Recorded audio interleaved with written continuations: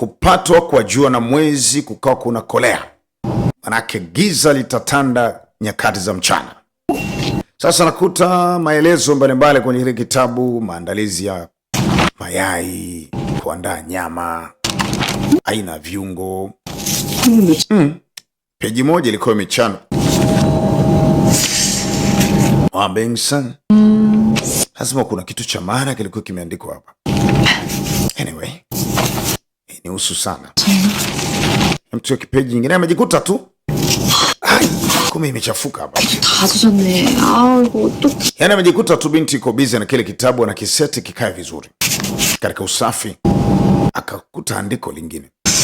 연모하는 Mpenzi wangu, 언제인가 najua utakaposoma siku moja kitabu hichi, 나의 곁에 pengine waweza kurejea upande wangu au kaja kwangu tena kama ilivyokuwa awali.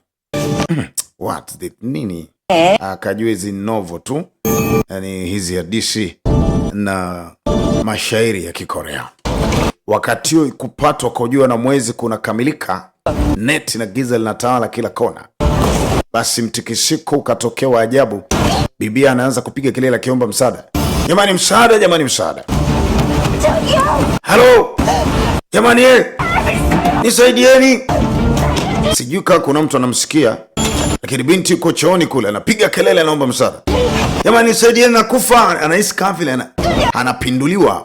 Maji yanamwagika. Ni kama vile ndege imepata ajali hivi, sijajua. Kile kitabu kikafunguka kwa namna kipekee. Afika kinatoa mwangaza fulani wa ajabu. Binti akapiga kwenye kioo.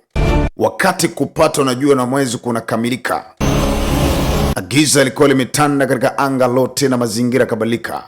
Yale maandishi yanatoka kwenye kitabu. Bibia anashangaa nini chinachokiona, na ota ama ni aje? Maskini Mungu, Bibia oti, lakini kilichotokea ilikuwa ni ajabu, ni ajabu, ni ajabu kweli kweli.